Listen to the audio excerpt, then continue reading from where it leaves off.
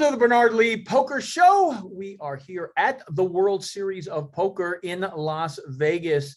And I'm very fortunate to be joined by this gentleman. He's been on the show before, and he is the 2007 WSOP Player of the Year and almost was again in 2013 as he won 2 bracelets each of those years. But he has been going to the World Series back in the Binion days before 2005 when I moved to the Rio. And then after the 17-year residency at the Rio, now we are at Paris Bally's, or eventually it'll be Paris Horseshoe, Las Vegas on the Strip. And so we're very pleased to have Tom Schneider. Tom, thanks for coming. Yeah, absolutely.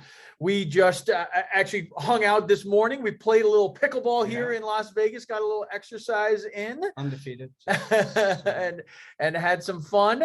So that was good.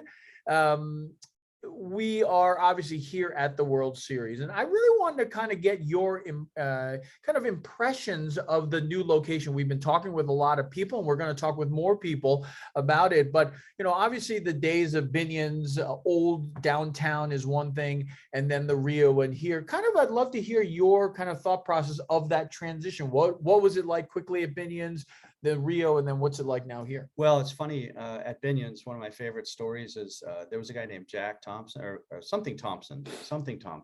He wore a big cowboy hat, and he was the tournament director. Okay. And so he would announce, and had a terrible speaker system, and he would announce your table for the main event for the speaker, and he would announce the table first and then your name. So it was a mad chaos, and the main event started about 3 or 4 hours late. So that's kind of was my first entree. I'm like, this is the most screwed up tournament ever. And this is supposed to be the best one. Yeah, exactly. So, but it was a cool, it was cool to start down there. They did a lot of things for the players back then, free food and all sorts of accommodations like that. But, they moved to Rio because it got so much bigger, and Rio did have a lot of big rooms, and they accommodated people, and then I would say they've made a nice move here to Bally's Paris. The things that I like about it is I think the Rio properties were starting to degrade a little bit. Yep. And I went over there actually during the series here. I went over there to see a comedy show. And the buffet that was rated the most it used to be, right? Yeah, 20 years ago. Seafood buffet. I remember that, buffet, right? And the other buffet was huge. Yeah. They had more choices than any other casino. Right. There, it's closed. Oh wow. And then the burger place that was right by the sports book, that was closed as far as I could tell. And so I think the problem with that property was it's so not busy that it's hard to staff during the World Series and get people to come to that casino during the World Series. Right. But I think without the World Series, that property is done. Yeah. And I do like this better here. I know there's some things people are complaining about parking and all that, but aside from the parking, I feel safer in the rooms. I had a computer stolen. My wife at the time had a computer stolen. And the rooms didn't lock. You would. You'd have to wait. You'd have to make sure. Really make sure. Right? Sure it's funny you say that because I've done that about 3 times here, and they always lock. They always lock here, and I just feel like it's a better system, a better situation here. And I think the rooms are nice. Actually, I was worried that they would be a little small. Right. But I think the rooms are actually pretty decent size for, they're not a suite, but they're good size. And it's not if you stay at Bally's, it's not a far walk to, if you make a second day, you just go down the elevator and walk to the room, about a 3-minute walk, really. And then Paris isn't all that bad either. I do like the fact that it's closer to Bellagio, that I can walk to Bellagio and play some cash games, walk to the Aria and play some cash games, or play cash games here. But I think I would give them a solid B+ for the move. Yeah, I think what I've heard, and I will say I was one of the skeptics because I liked the Rio in the sense of the room size. I really I don't like this cramped.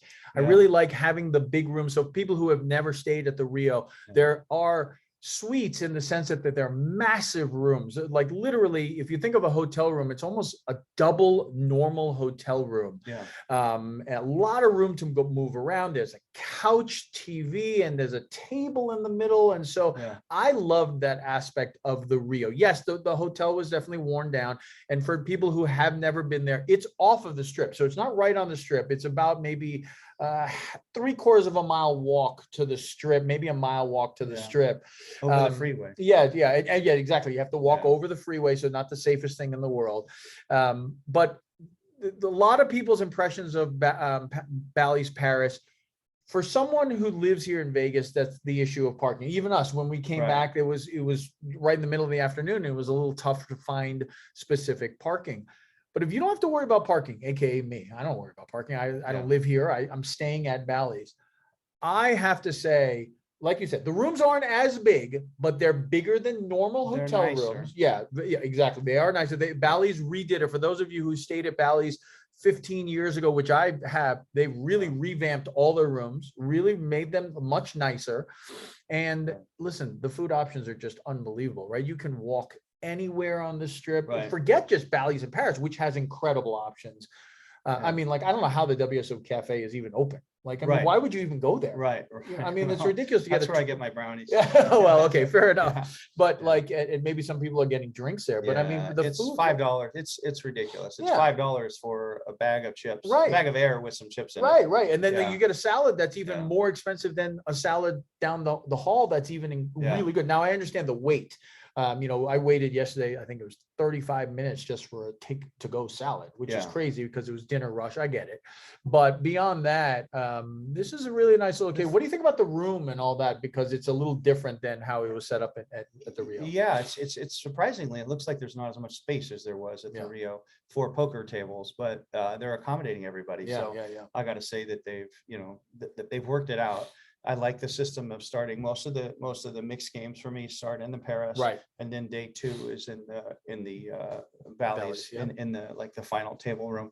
One of the things that I liked about the Rio, it was easy to, like, if you had a 90-minute break for dinner, you could get off of the property and be at a non-casino restaurant quickly.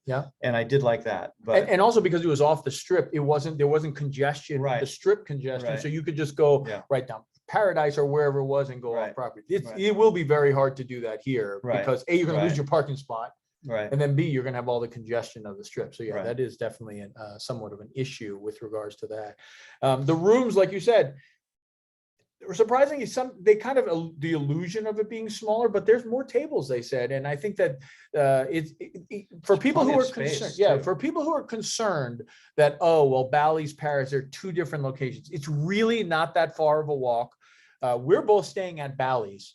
And if you are playing at Bally's, you literally come down the elevator, turn left, and you're playing. You know, maybe just a short walk. If you're at Paris, you come down, go through the Bally's Casino, which really is not massive. Go through the hallway and you're pretty much right there. It's a shorter walk than the Rio. For sure. You know, and even though you're going from Bally's to Paris, it's a much shorter walk. If for any of those who went to the Rio, I want you to understand that this isn't as crazy. They don't connect. I heard that they connected. Bally's and Paris, the ballrooms connected, but I don't see the ballrooms. I don't think connect. But the properties, you just there's a walkway. I'm sure people have walked back. Let's talk a little bit about your World Series so far. So for people who don't recall my previous interview with Tom, Tom is the 2007 WSOP Player of the Year. He won 2 bracelets that year. And then in 2013, won 2 horse bracelets, the 1500 and I believe the 5000. You play No Limit Hold'em, but you are definitely a much more of a mixed game player here. How has the tournaments been? I mean, obviously we've had a little bit of a slowdown over the last couple of years because of COVID, right? We didn't have it a couple of years ago. Last year it was delayed a little bit. But how do you feel the fields are? Are they back to kind of pre-COVID or getting there? I think they are. Actually, we've set some records in a couple of the tournaments, the mixed games. I think the deuce to 7, 1500, no limit record, was a record, and I think the horse might have been a record or close.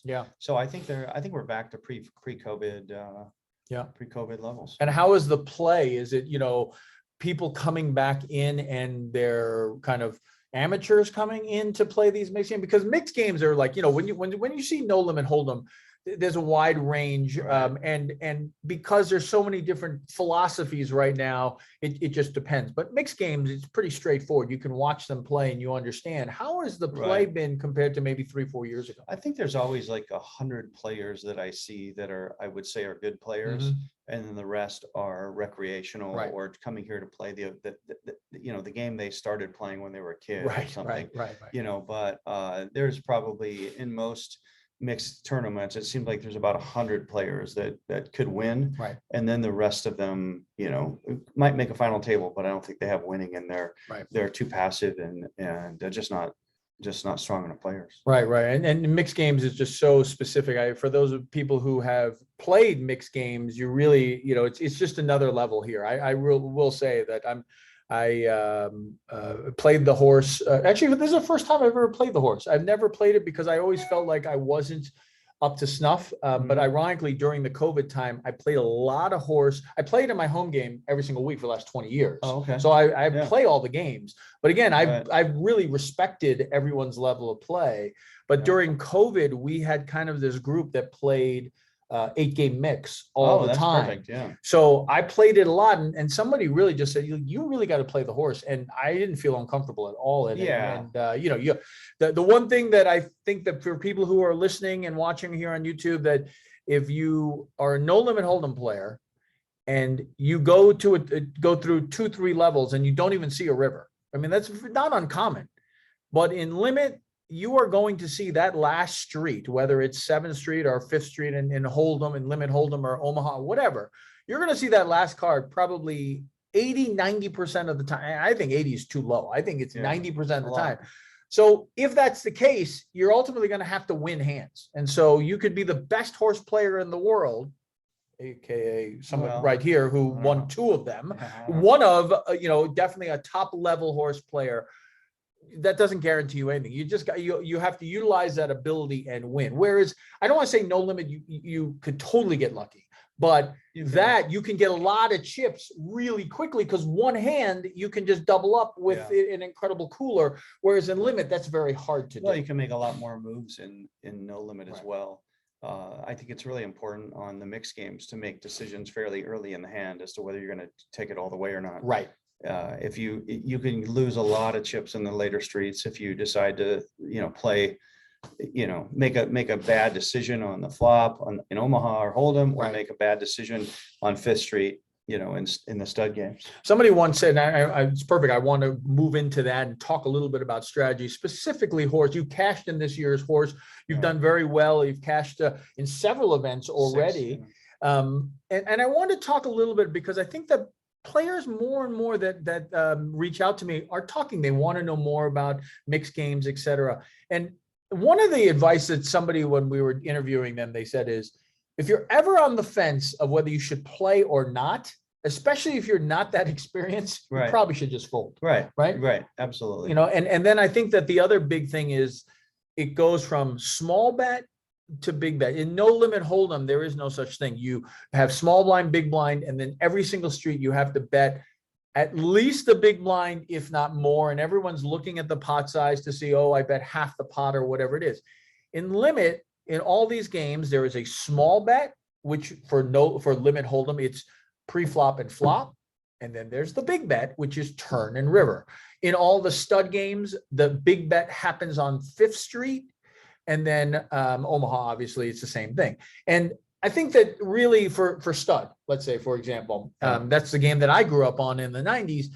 The 2 biggest decisions, 3rd Street, which is when you get your cards, because whether you're going to play the hand or not, because typically if you play 3rd Street, you're going to call 4th Street because it's another small bet. Right. And then, of course, the major decision is 5th Street, because if you call 5th Street, sometimes you're just committed, all the way. Right. And would you agree that the 3rd and 5th Street are just absolutely critical? The way you play those and the way you misplay those, I often see when people misplay them, that you realize they're not a very good player. Right. Yeah. 3rd and 5th Street are huge. And the way I look at stud high is it's a game of available cards. And there's some times where if your cards are dead, even if you might start with a pair of queens or something, in stud high, it may be a good fold. If there's a king and an ace behind you and there's two queens out, or your other card is out there twice, it may be a good fold because you have no way of improving. Right. It's very funny you said that. I just in the horse game, exact same scenario. I had split jacks. There was a queen and an ace behind me. Yeah. And the other two jacks were out. Yeah. And I was like, well, what am I? I'm not getting tripped. That's impossible. You got to hope jacks right. hold up. Oh, and by the way, the card that was underneath, I think it was an 8 or a 7 or whatever it was. One of them was out too. Yeah. So now I'm drawing so thin. Yeah. Yes, it's come to me. I just let it go. It's not. It's tough when you finally get a pair of jacks or queens. I know, and you're like wanting to play. You want to play it, but you're going to lose a big pot mostly. Right. You're going because in your heart you feel like that's the right thing to do. But if you're already drawing dead, it's just not going. Yeah. It's just and imagine if you're playing up against somebody who has 2 8s and a 9. There are no 10s, 7s, no 10s, 7s or 6s out, and no 8s or 9s out. They're going to pick up a lot of straight draws, a lot of pairs, a lot of 2 pairs, a lot of trips. Yeah. So you're just going to end up putting your money in. It's a hard decision to make. You know, it's like a Hold'em player when they first realized that they got to throw away ace rag. You know, it's like finally I got an ace. Yeah. You know, it's the same kind of thing. Talk a little bit about how you would suggest to somebody who's a no limit Hold'em player by trade, and 90% of the players who play poker, that's what they play.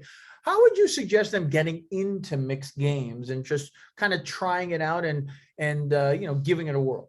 Well, if your local casino has mixed games, lower level, 4-8 or something like that, I would try playing those. So at least you learn the rules of the game, you understand, and watch the people that accumulate chips and play there every day and see what hands they're turning over. You know, if you can play online, which we can't in Arizona, I don't think. But if you can play online and you can play 1-2 or something like that, mixed games, that's a great way to learn the games. And just look and see what people are turning over to win the hands.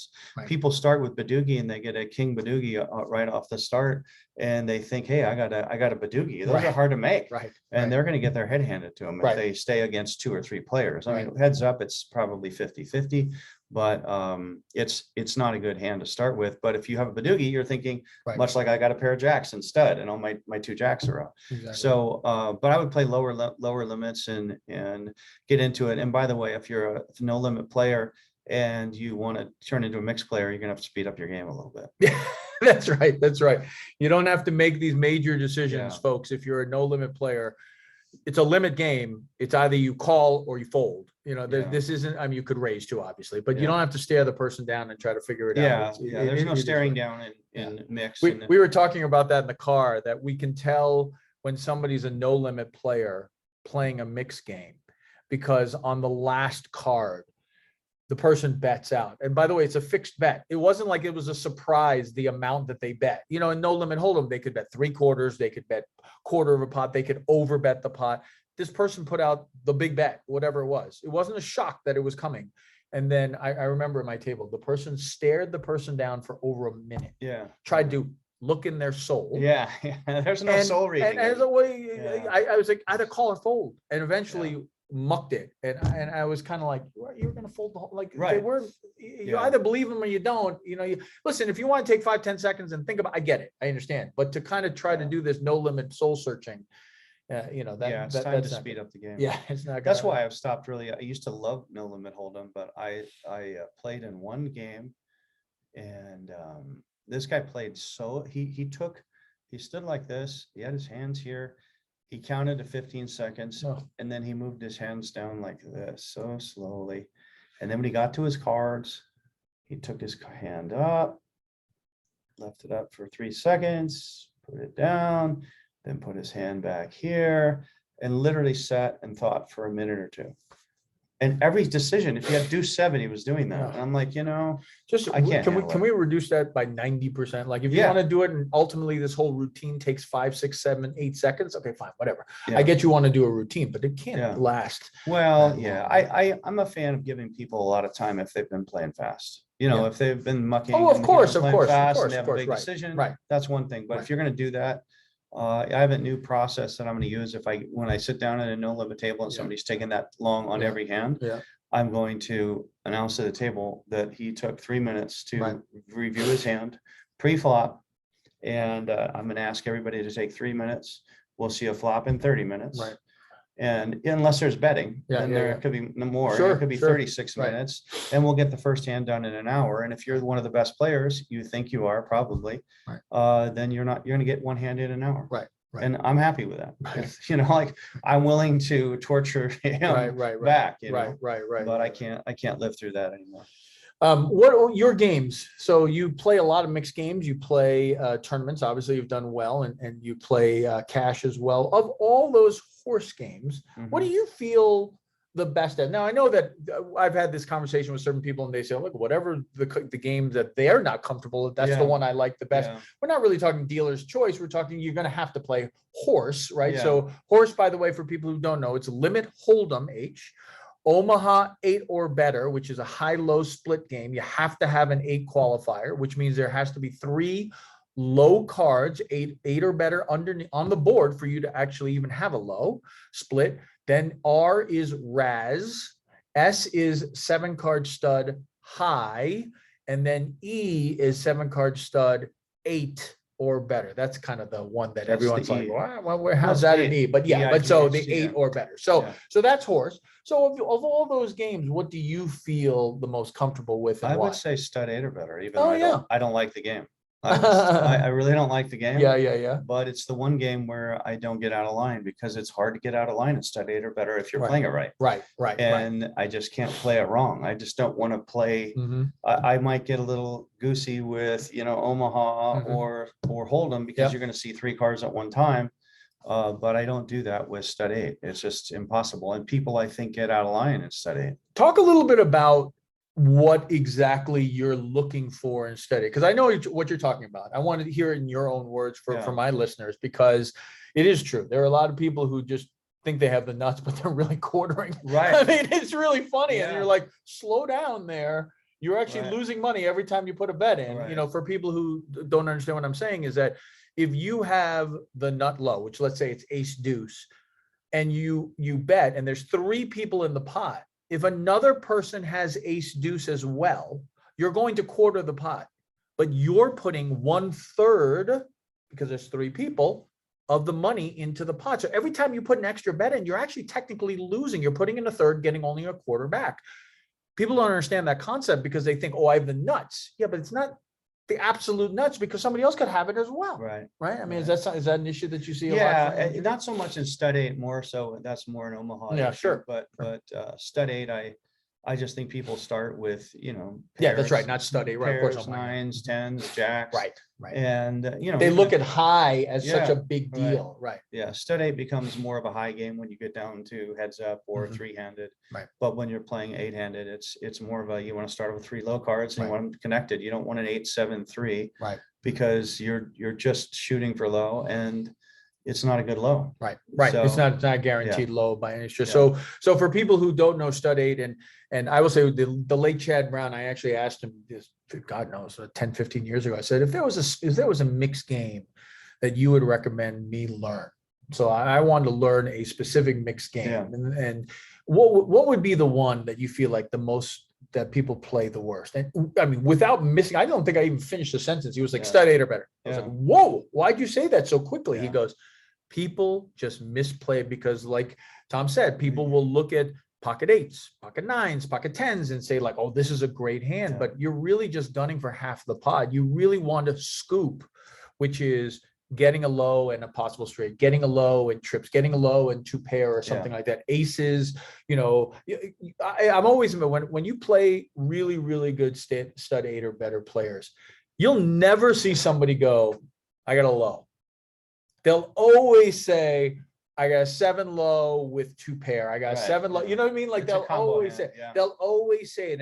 And that's what's always, when I watch stud 8 or better players, like the guy plays 6 hands in the 2 hours that we do, but he'll always be like, I got this and this. It's never, I got this. Yeah. And, that's how you play stud 8 or better well. You know what I'm always amazed with, since I started with stud, back in the 90s on the East Coast, stud was such a big deal. And I started with stud. I always find it amazing that today's world, a lot of people have trouble with stud. Yeah. And I'm surprised. Why do you think that? Like, I don't really, again, because I'm so used to it, that I read the chip section in Super System. Yeah. God knows how many. I've highlighted it. I still have it somewhere. And I really got the game. I went down to Foxwoods probably for about 18 months and played 5, 10, 10, 20 just over and over and over again. So I really got to understand the game. So to me, it's second nature. Yeah. Why do you think it's so difficult for People people? don't understand that game. Yeah. I mean, because it's not being played anywhere. Yeah, I guess so. And so 8-handed stud games you can't find. So when you get into a tournament and you don't know how to play stud, I play stud pretty tight. Yeah. I don't have much creativity in stud. Yeah. I just find it amazing that when, I watched some hands in the horse thing. I couldn't believe what some people were doing. Yeah. Like, I just couldn't believe it. I literally was like, you didn't realize that that's what this person could have had. I mean, king raises and an ace re-raises, Right, and a right. guy calls with a 3-up, and you're like, what just happened? Yeah, I mean, just what just What's happened? going on? And same thing in the stud 8 or better. Somebody, somebody re-raised with a jack, on 3rd Street, and then it got down to 4th. It got down to the river, the 7th Street, and the guy re-raised. And it looked like he had a low. So it looked like, well, he's got a low. I get it. And the other 2 guys look high. Totally makes sense. And ultimately, the reason why he did it, he said, was he wanted to knock the potential other low out because he thought the other guy was on a low and he had 2 low pair. And we were like, all of us were like, he 3-betted pre-flop with a jack up. Yeah. There's no way he has a low. Right. There's just no way. Right. And he just didn't understand it. Yeah, Right. it's I funny mean, to he was watch. also the first person out of the table. it's So fun to pretty watch. Right. It's funny when you see it sometimes, right? You had said that you don't like limit hold'em, right? I'm not a huge fan. Yeah, I'm not. To be honest, I'm not. I either, started with limit hold'em. I played a lot. Of Yeah. limit hold'em, Yeah. And it's just there's too many calling situations where you're just you have ace high. Right. Whatever you call, and You catch anything and you're like, okay. I call, right? yeah, 5th exactly. pair, okay. I yeah, call. It's I just You might even have a pair underneath the 5th card. You just gotta call. Yeah, and you gotta shrug. call. Right. Yeah. Right, It's just right. I don't know. I just there's just so much variance in that game. What about Omaha 8 or better? Talk a little bit about that, and as we're wrapping up. It's a tough game in my book. It's I have to have more patience in the game, to be honest. I find a lot of creative hands in that game. I mean, but mostly my creative hands are the high hands. It always seems to me like I've got incredible draws of some sort pre. Yeah. I've got double suited, Yeah. ace 2, whatever. And hearts and diamonds. And it's become always plus like, spades. whoop, not even one of my suit on the board. It's amazing. Yeah. It really is amazing when it I happens. get creative in that game because I think I can outplay people on the flop, or at least I can feel the flop and how they're playing and determine whether I can play forward, Mhm. because that's where my decision point is more so in Omaha is on the flop. Right. Because I have to have at least a chance to scoop. Right. Or it's hard to continue playing. You don't want to just go for one way, Yeah. even if it's potentially a nut scenario. It's not a guarantee. Yeah. It's a quarter. Not potential flush, I'll scenario. go for, Mhm. if there's not already a low out there, but it's just, it's a field game for me.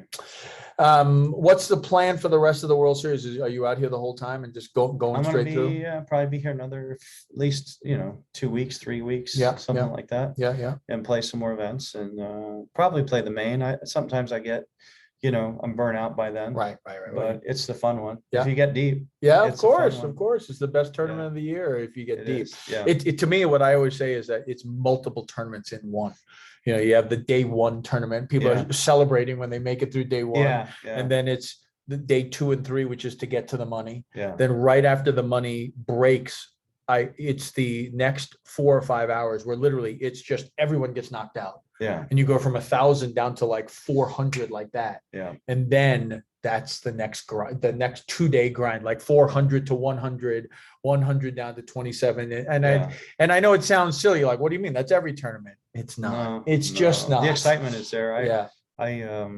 My last good run was in 2009. I came 52nd. There were like 7,000 players. Right. I was sick as a dog at the table. Oh, So yeah. sick. Yeah. And I didn't even want to be there. Right.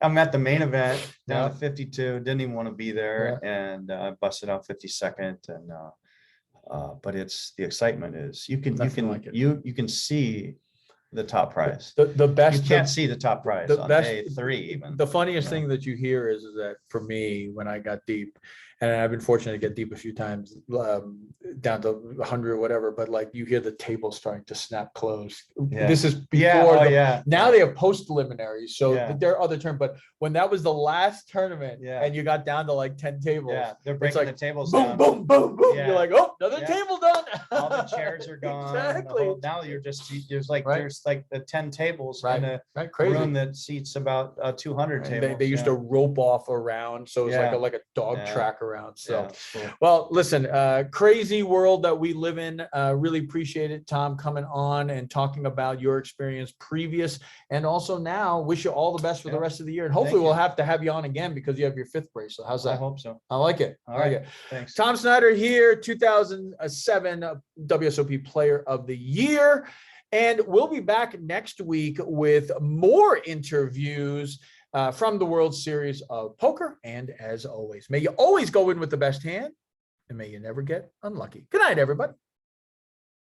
And also, if you enjoyed this interview and other interviews, please don't forget to right down below, like and subscribe. Thanks a lot, everyone. Have a great night.